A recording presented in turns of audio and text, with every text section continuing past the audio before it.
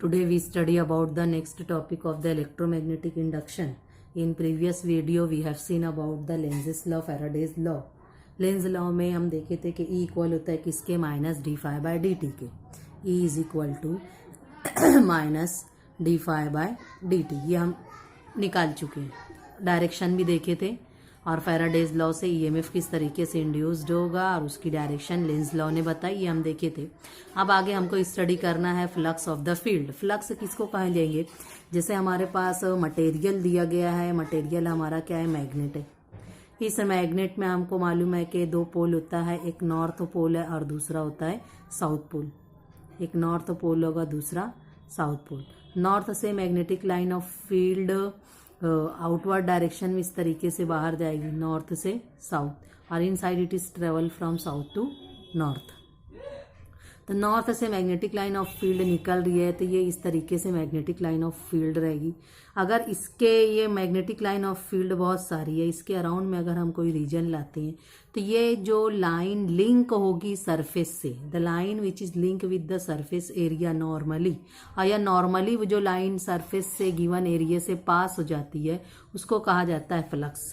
तो यहाँ पे हमको निकालना है फ्लक्स ऑफ द फील्ड. ऐसे मैग्नेट लिए थे, अगर ऐसे हम कॉइल लेंगे, कॉइल से अगर हमारी करंट पास हो रही है तो करंट पास होगी तो मैग्नेटिक फील्ड बनेगी, उससे भी हम बता सकते हैं. इसी तरीके से अगर हम चार्ज लेंगे कि हमारे पास एक पॉजिटिव चार्ज दिया गया, चार्ज से आउटवर्ड डायरेक्शन में लाइन ऑफ फोर्स निकलेगी. ये लाइन ऑफ फोर्स के अगर ऐसी लाइन, यहाँ पर हम एक एरिया कंसिडर करते हैं, तो अगर ऐसी लाइन ऑफ फोर्स जो इस गिवन एरिया से नॉर्मली पास हो जाती है तो वो क्या बनाती है, फ्लक्स. तो उसको हम कहते हैं flux link with the surface. तो यहाँ पर भी इस तरीके से फाइंड आउट करेंगे फ्लक्स ऑफ द फील्ड. तो हम कंसीडर कर देंगे कि क्लॉकवाइज डायरेक्शन में हमारी करंट फ्लो हो रही है, एंटी क्लॉकवाइज डायरेक्शन में करंट फ्लो हो रही है, और एक सरफेस है, उस सरफेस का शेप इरेगुलर शेप है और उस सरफेस में हम उसको डिनोट कर दिए एस से.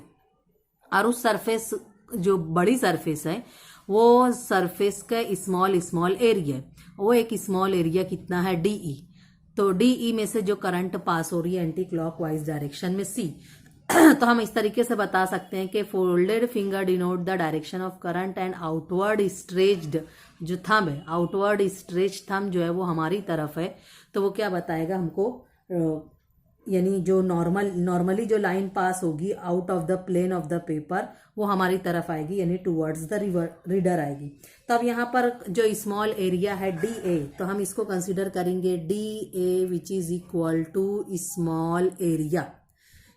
इस स्मॉल एरिया से हमारा फ्लक्स जो है वो क्या होगा, लिंक होगा.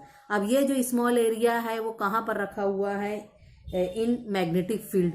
प्लेस्ड कहाँ पर है वो, इन मैग्नेटिक फील्ड. अब जब मैग्नेटिक फील्ड में है तो हमको फ्लक्स का फार्मूला मालूम है. 11th में हम फ्लक्स स्टडी कर चुके हैं कि flux is equal to b dot d a, b dot a.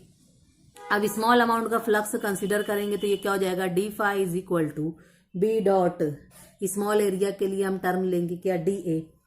अब यहाँ पर d phi is equal to, इसको और आगे रीअरेंज करेंगे, d phi is equal to b dot, हटाएंगे यहाँ पे ये प्रोडक्ट फार्मूला यूज करेंगे हम, डॉट हटेगा तो कॉस लगेगा, तो ये क्या हो जाएगा, b d a cos of theta. क्या हो जाएगा, b d a cos of theta. अब जब शेप उसका इरेगुलर है तो इसको हम किस में ले लेंगे, डिटर्मिनेंट के फॉर्म में. तो ये क्या हो जाएगा, b d a cos of theta. तो यहाँ पर क्या बताएगा कि बी तो हमारी मैग्नेटिक फील्ड हो गई और डी ए एरिया है, और एरिया को जो वेक्टर क्वांटिटी है, ये याद रखना एरिया वेक्टर क्वांटिटी है, तो बी डी ए ये हमको क्या बताएगा, डायरेक्शन बी डी ए. तो डी ए की जो डायरेक्शन रहेगी वो direction assign to the area d ए.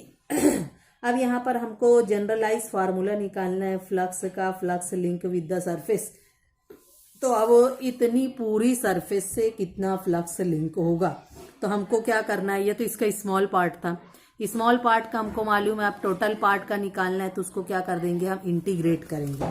पूरी सरफेस के निकालने के लिए हमको क्या किया जाता है, इंटीग्रेशन. तो हम निकालेंगे flux passing through S, flux passing through surface S, which is equal to phi is equal to integration over a closed surface B dot dA। अब इसमें B भी मैग्नेटिक फील्ड है और एरिया भी मैग्नेटिक B भी B vector quantity है और A भी क्या है, वेक्टर क्वांटिटी है। अब यहाँ पर अब अगर शेप एक जैसा रहता, कांस्टेंट मैग्नेटिक फील्ड रहता, तो हम B को आउटसाइड द इंटीग्रेशन निकाल लेते, लेकिन B जो है वो कांस्टेंट नहीं है, यानी B की जो इक्वेशन है वो हर जगह एक जैसी नहीं आएगी मैग्नेटिक फील्ड, इसलिए हम इसको रिलेट करेंगे विथ रिस्पेक्ट टू टाइम। यानी किसी पॉइंट पर जो फ्लक्स लिंक होगा तो इसको हम बताएंगे कि flux phi is equal to flux with respect to time, which is equal to integration over a closed surface. पूरी सरफेस के लिए जो इंटीग्रेशन है उसको लिखेंगे एस बी टी, यानी टाइम के साथ रिलेट कर दिए, डॉट डी एरिया। अब यहाँ पे फैराडेज लॉ से हमको मालूम है कि d phi by d t क्या होता है, वर्क से रिलेट करता है। जैसे हम बताएंगे कि flux, the rate of change of flux is related to work done to take a unit positive charge around the contour. यानी जो हमारी फिगर है, एक पॉजिटिव चार्ज अगर उसको कंसिडर कर लेते हैं तो हमको क्या लगेगा, वर्क डन लगेगा। तो यहाँ पे हम फैराडे लॉ अप्लाई करेंगे कि E इक्वल होता है किसके, minus d phi by d t के। अब वैल्यू रख देंगे E is equal to minus sign as it is, d by d t as it is. अब टी फाई की वैल्यू रखेंगे integration over a closed surface b t dot area कितना रहेगा हमारा, डी ए। दोनों की क्या है, ये वेक्टर क्वांटिटी है।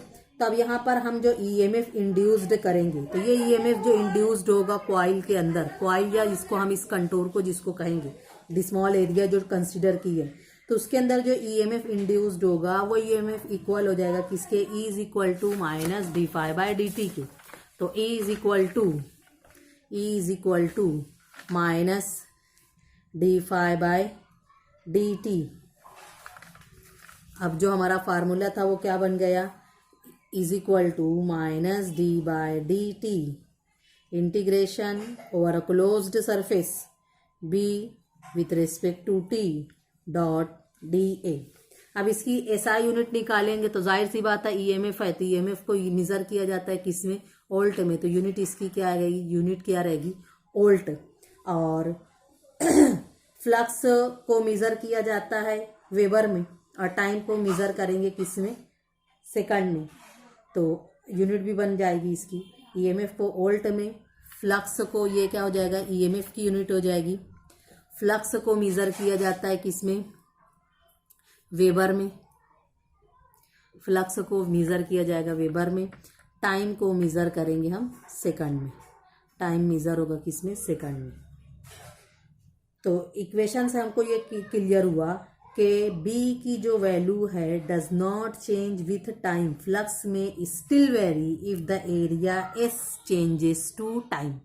अगर सरफेस चेंज होती है विथ रेस्पेक्ट टू टाइम तो हमारा फ्लक्स भी क्या होगा, चेंज होगा। तो ये था फ्लक्स ऑफ द फील्ड।